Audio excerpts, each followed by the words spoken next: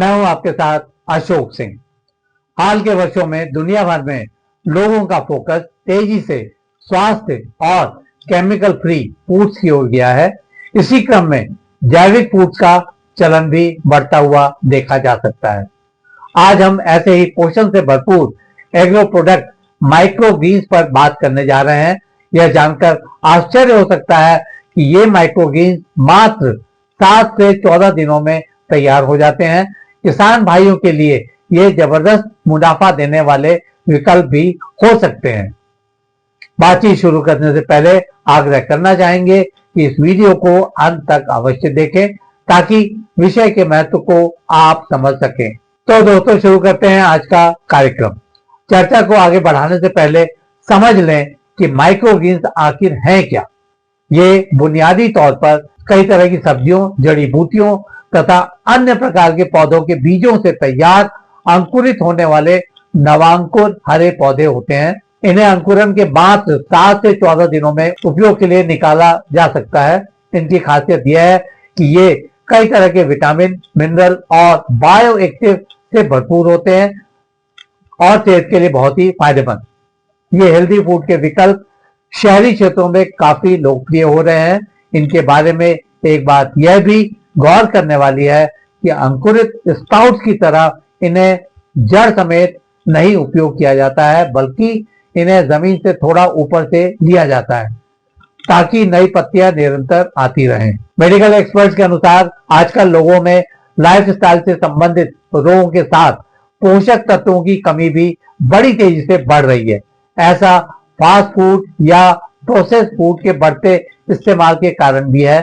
Microgreens इन सभी जरूरतों को पूरा करने में पूरी तरह से सक्षम होते हैं। इन्हें शहरों में टेरेस गार्डन आदि जैसी छोटी सी जगह में भी आसानी से उगाया जा सकता है। जैसा कि पहले भी बताया गया है, माइक्रोग्रीन्स में कई तरह के पोषक तत्वों का खजाना होता है और ये विटामिन ए, सी, ई और के अलावा एंजाइम और एंटीऑक्सीडेंट से समृद्ध होते हैं। इन बीजों के बड़े पौधों की तुलना में माइक्रोग्रीन्स की बात करें तो इनमें कहीं अधिक मात्रा में बीटा कैरोटीन, ल्यूटिन आदि पाए जाते हैं। यही नहीं, प्रोटीन, आयरन और जिंक के भी ये बेहतरीन स्रोत कहे जाते हैं। पोषक तत्वों की कमी से रोगों को झेलते लोगों के लिए किसी वरदान से कम नहीं है। आइए अब बात करते हैं कि किसान भाई माइक्रोग्रीन्स को किस तरह से उगाकर अपनी कमाई को कम समय में बढ़ा सकते हैं। इसे उगाने के 2 तरीके हो सकते हैं, इंडोर और आउटडोर। इंडोर उगाने के लिए अगर पर्याप्त जगह और संसाधन है तो टेम्परेचर और नमी को जरूरत के अनुसार कंट्रोल कर बेहतरीन क्वालिटी की माइक्रोग्रीन्स की उपज ली जा सकती है। इनमें समूचे वर्ष माइक्रोग्रीन्स को कई खेत में उगाया जा सकता है। इसका एक और बड़ा फायदा यह भी है कि इंडोर उत्पादन में रोगों और कीटों का कम से कम प्रकोप होता है। बताने की जरूरत नहीं कि ऐसे में पेस्टिसाइड और अन्य केमिकल्स का प्रयोग करने की इन पर जरूरत नहीं पड़ती। इनका मूल्य भी बाजार में अधिक मिल जाता है। आउटडोर में बड़े खेतों में लगाने से मौसम के भरोसे ही माइक्रोग्रीन्स की फसल को छोड़ना पड़ता है। इससे रोगों और कीटों के हमले के साथ बदलती जलवायु से बचाव करना भी मुश्किल हो जाता है। इनसे सुरक्षा के लिए केमिकल्स का भी मजबूरी में प्रयोग करना पड़ जाता है। इससे लागत भी बढ़ती है।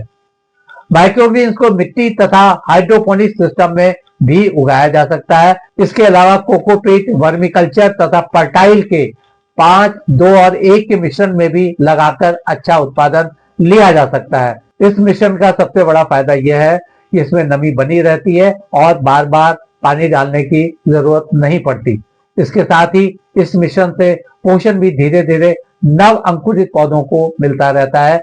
एक माइक्रोग्रीन का समय खत्म होने पर दूसरे के बीज मौसम के अनुसार तुरंत लगाए जा सकते हैं। यह भी ध्यान रखना चाहिए कि पहले की फसल के अवशेष हटा दिए जाएं। बीज लगाने से पूर्व मिट्टी या मिश्रण की कमी को कड़ी धूप में सुखा लिया जाना चाहिए ताकि रोग या कीटों के अवशेष नहीं बचे। माइक्रोग्रीन्स की बेहतर वृद्धि और क्वालिटी के लिए सही टेम्परेचर, नमी और उपयुक्त प्रकाश की व्यवस्था पर भी ध्यान दिया जाना चाहिए। इससे अच्छे स्वाद, रंग और सुवास वाले माइक्रोवीन्स की पैदावार ली जा सकती है। इनकी कटाई के बाद शेल्फ लाइफ बहुत ही कम होती है, इसीलिए सही स्टोरेज तकनीक का इस्तेमाल इनकी ताजगी को बनाए रखने के लिए जरूरी है।